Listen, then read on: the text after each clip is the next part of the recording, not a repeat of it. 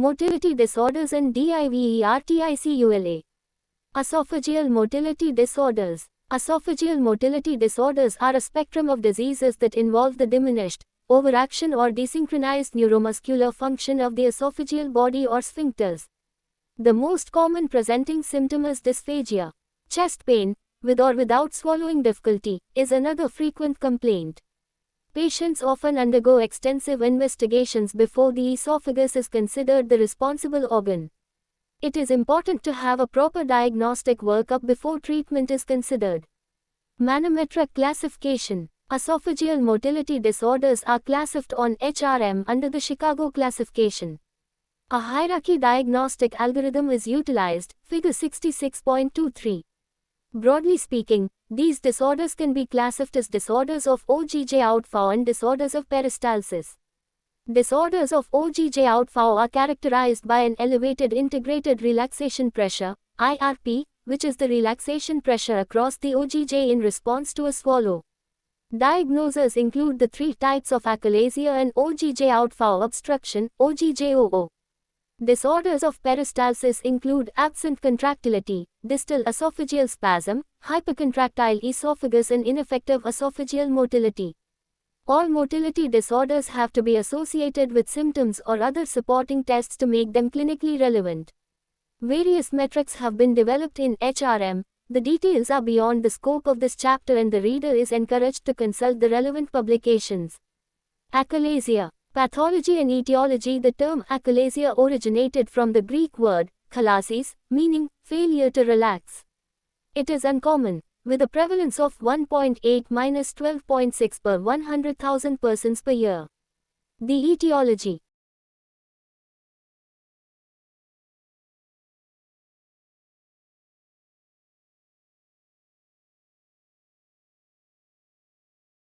Remains uncertain but is postulated to be due to loss of the inhibitory ganglion cells in the Myenteric, Auerbach's, plexus, possibly related to a virus-induced autoimmune effect. Histology of muscle specimens generally shows a reduction in the number of ganglion cells with a variable degree of chronic inflammation. During a normal swallow, the food bolus will trigger primary peristalsis in the esophagus by sequential activation of excitatory lower motor neurons. At the same time, relaxation of the loss allows esophageal emptying. The mismatch in excitatory and inhibitory activity results in the failure of loss relaxation and absent peristalsis. With time, the esophagus dilates and contractions disappear, so that the esophagus empties mainly by the hydrostatic pressure of its contents. This is nearly always incomplete, leaving residual food and fluid. The air fluid level in the stomach evidenced on radiography taken in the erect position in normal individuals is frequently absent, as no bolus with its accompanying air passes through the loss. The esophagus becomes progressively more tortuous and dilated, megosophagus. Persistent retention esophagitis due to fermentation of food residues may predispose to the increased incidence of carcinoma of the esophagus. In South America, chronic infection with the parasite Trypanosoma cruzi causes Chagas disease and the destruction of the Myenteric plexus has marked clinical similarities to achalasia.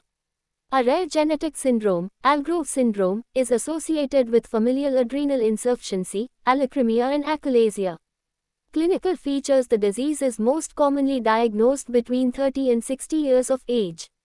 It typically presents with dysphagia, to both solid and liquid, regurgitation and heartburn, often mistaken for GERD, although chest pain, odynophagia is also common in the early stages. Patients often present late and, having had relatively mild symptoms, remain untreated for many years. Patients may or may not have experienced weight loss. Frequently, patients will adjust their diet according to symptoms and can maintain their body weight after an initial drop. An Eckardt score was developed to assess the severity of symptoms and monitor treatment outcome, Table 66.1. Aspiration-related respiratory symptoms and pneumonia can also occur when there is significant stasis of food residue in the dilated esophagus. The retained food substance can cause fermentation and therefore halitosis. Patients may report regurgitating food that they have ingested before.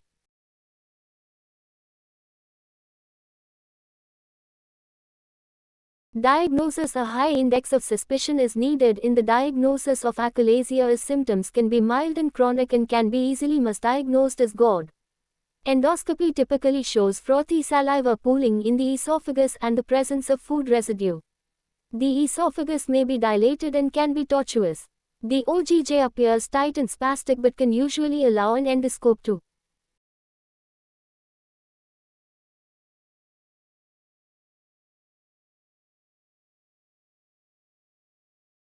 pass with gentle pressure. A normal endoscopy, however, does not exclude achalasia, as 30 to 40% of endoscopies are reported as normal before a final diagnosis of achalasia is made. It is an important investigation to exclude pseudoachalasia, often referring to cancer of the gastric cardia mimicking achalasia, figure 66.24. Barium contrast study typically shows a hold-up of contrast in the distal esophagus, abnormal contractions in the esophageal body and a tapering stricture in the distal esophagus, described as a bird's beak or rat's tail, figure 66.25. Progressive dilatation leads to a sigmoidal-shaped esophagus. A timed barium esophagogram is used to quantify the height of the retained contrast at a specific time after ingestion to determine the severity of the disease. All these investigations are suggestive of achalasia, but definitive diagnosis relies on HRM.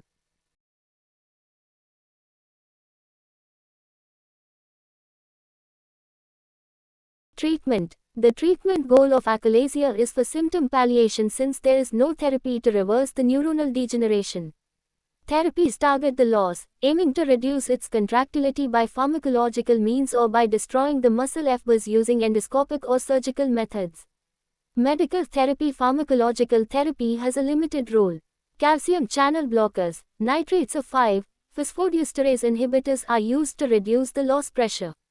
Most have limited efficacy in symptom improvement. There are also significant side effects, such as headache, edema and hypotension, after repeated doses. Medical therapy should be reserved for selected patients who are poor candidates for endoscopic or surgical treatments.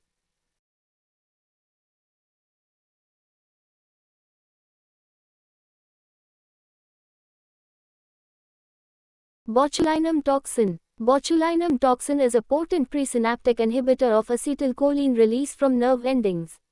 When injected endoscopically into the los, it interferes with the los cholinergic excitatory neural activity and paralyzes the sphincter muscle. The reported symptom relief decreased from 70% in 3 months to around 40% in a year. The injection usually has to be repeated after a few months. Because the effect is temporary, it is sometimes used when the diagnosis of achalasia is in doubt. Repeated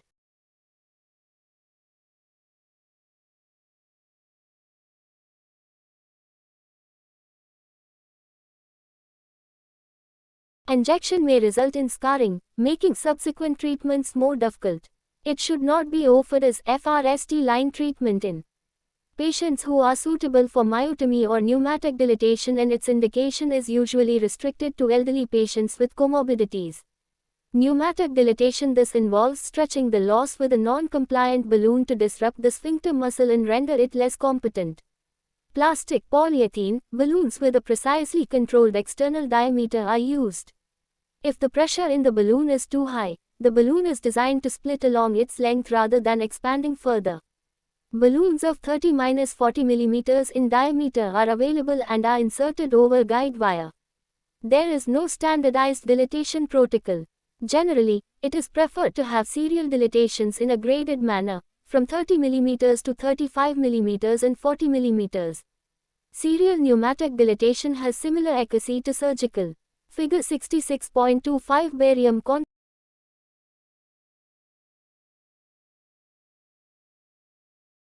Myotomy in selected patients. Features that predict optimal response are patients older than 45 years, female, those with an indulated esophagus, those who have responded to FRST dilatation, and those with type 2 achalasia.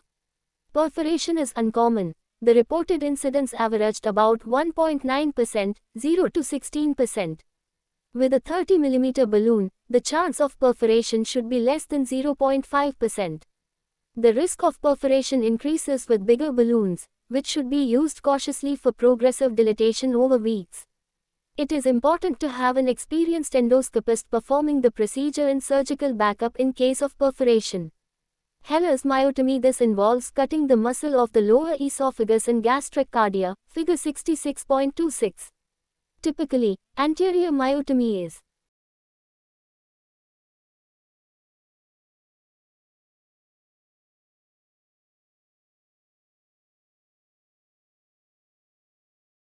performed for at least 6 cm proximally at the esophageal side and 2–3 cm distally into the gastric cardia. Transabdominal or transthoracic approaches have been advocated. Currently, the standard procedure is a laparoscopic approach. The major complication is GORD, which can occur in up to 40% of patients. The addition of a partial fundoplication, anterior door or posterior two-put, has been shown to be effective in reducing the incidence of GORD. A complete 360 degrees fundoplication, Nissen, is considered contraindicated because the increase in outflow resistance against an aperistaltic esophageal body will probably result in postoperative dysphagia. Laparoscopic myotomy is superior to single pneumatic dilatation in efficacy and durability. The surgical outcome is better in types I and II achalasia than in type 3. For the latter, a longer extended proximal myotomy is often needed for adequate treatment. Peroral endoscopic myotomy. Peroral endoscopic myotomy, POEM, involves opening the mucosa at a short distance proximal to the intended myotomy site. Entrance is gained into the submucosal plane, which is extended distally to about 2 to 3 cm into the gastric cardia. The circular plus or minus longitudinal muscles are then cut using EST instruments. Typically, the myotomy extends a minimum of 6 cm in the esophagus proximally and 2 cm into the gastric cardia distally, figure 66.27. The mucosal opening is then closed with endoclips. In type 3 achalasia, there is a spastic component at the distal esophagus that responds less well to pneumatic dilatation and Heller's myotomy. POEM has the advantage in that it can extend the length of the myotomy proximally, tailored to preoperative HRM and barium swallow parameters. POEM can also be utilized to treat other types of spastic esophageal motility disorders such as distal esophageal spasm and hypercontractile esophagus. Randomized controlled trials have demonstrated similar efficacy of POEM to pneumatic dilatation and Heller's myotomy in relieving dysphagia. Without any antiaffix procedure, the incidence of GORD is expectedly higher in POEM compared with Heller's myotomy with partial fundoplication. The incidence of esophagitis at 3 months after POEM can be as high as 57%, which may subject patients to lifelong acid suppression therapy or subsequent antiaffix operation.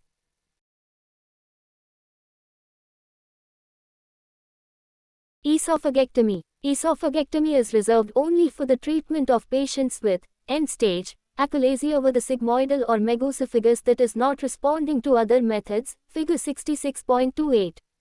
Depending on the chronicity of the disease, the symptoms of achalasia may be tolerated. However, a grossly dilated esophagus predisposes to regurgitation and aspiration pneumonia. Balancing the risk of an esophagectomy with the patient's quality of life and risk of aspiration complication, surgery can be a reasonable option for surgically featuring patients. Follow-up treatment success is usually defined by symptom relief. The Eckardt score is quantified compared with the preoperative score. Patients should be counseled on a post-treatment diet as the esophageal body motility remains defective. Ideally,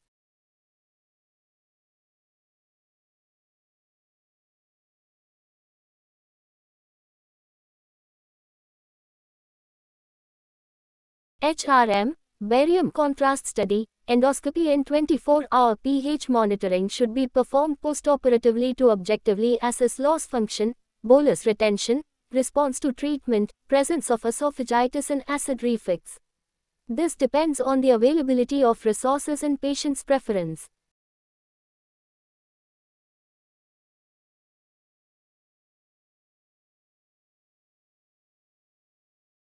Achalasia. Filled circle. Achalasia is the most common esophageal motility disorder. Filled circle. A normal endoscopy does not exclude the diagnosis of achalasia. Filled circle. Beware of pseudoachalasia. Filled circle HRM is the gold standard for the diagnosis of esophageal motility disorder. Filled circle laparoscopic myotomy, pneumatic balloon dilatation and POEM are effective treatments of achalasia. Filled circle type 3 achalasia may be better treated with long myotomy by POEM.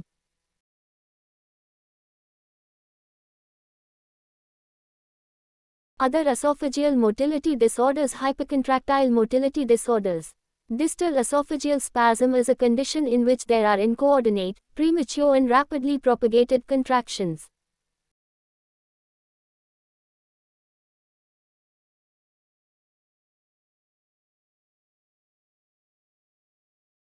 of the esophagus, causing dysphagia and/or chest pain.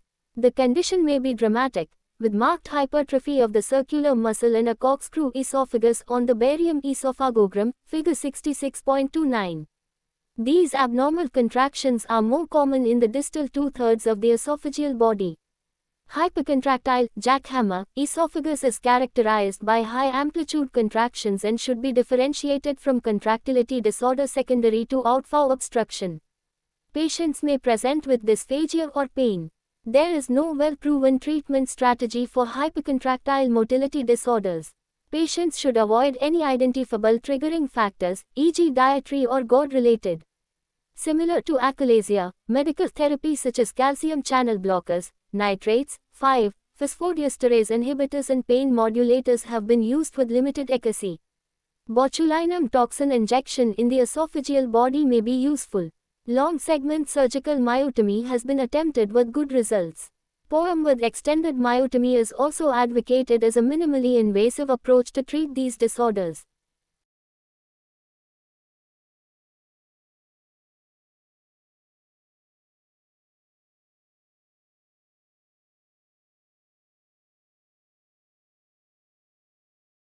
Functional esophageal disorders. According to the Rome IV classification, functional esophageal disorders include a variety of esophageal symptoms, heartburn, chest pain, dysphagia, globus, that are not explained by mechanical obstruction, stricture, tumor, EOO, major motor disorders, achalasia, OGJOO, absent contractility, distal esophageal spasm, jackhammer esophagus, or GORD.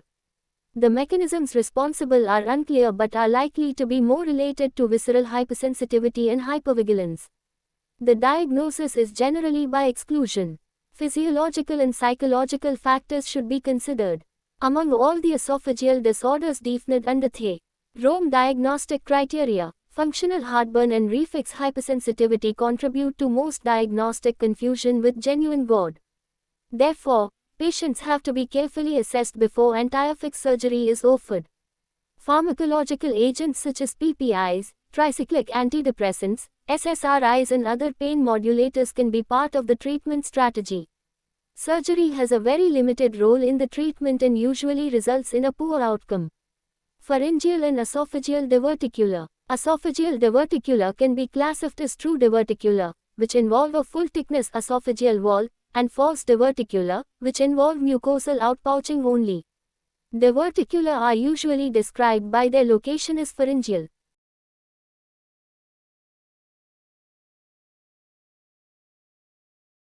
Midosophageal and epiphrenic. Diverticular alone seldom produce troublesome symptoms unless large or secondary to an underlying esophageal motility disorder. The most common symptoms are dysphagia, regurgitation, halitosis and recurrent aspiration. Pharyngeal pouch, Zenker's diverticulum. Zenker's diverticulum is a false pulsion diverticulum as it protrudes posteriorly above the cricopharyngeal sphincter through the natural weak point, the dehiscence of Killian, between the oblique and horizontal efferts of the inferior pharyngeal constrictor. The pathophysiology is believed to involve loss of coordination between pharyngeal contraction and opening of the upper sphincter, figure 66.30.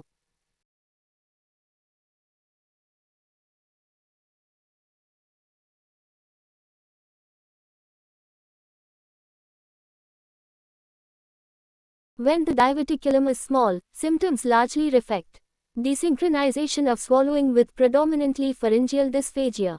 As the pouch enlarges, it tends to FLL with food on eating, and the fundus descends into the mediastinum.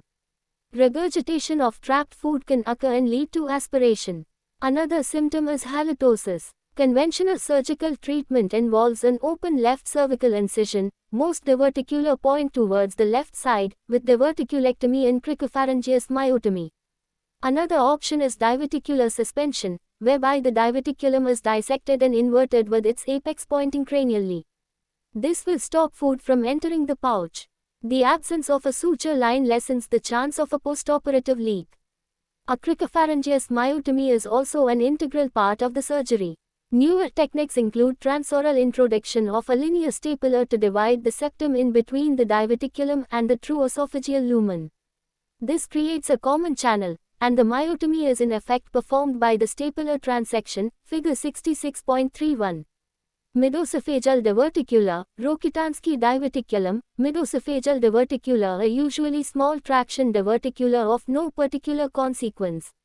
In granulomatous diseases with chronic inflammation, fibrosis or lymphadenopathy in the mediastinum can exert traction force onto the esophageal wall and cause full thickness outpouching. Rarely it may cause effistulation into the airway in uncontrolled pulmonary tuberculosis. Asymptomatic midosophageal diverticulum does not warrant any treatment. HRM may be indicated in symptomatic patients to exclude pulsion diverticulum due to esophageal motility disorder, e.g. hypercontractile esophagus. Epiphrenic diverticula. Epiphrenic diverticula are pulsion diverticula typically situated at the distal 10 cm of the esophagus. They are commonly associated with esophageal motility disorders, e.g. achalasia, or other causes of esophageal outflow obstruction. Barium esophagogram is a useful investigation depicting the size and anatomical relationship of the diverticulum and, at the same time, screening for esophageal motility disorder, figure 66.32.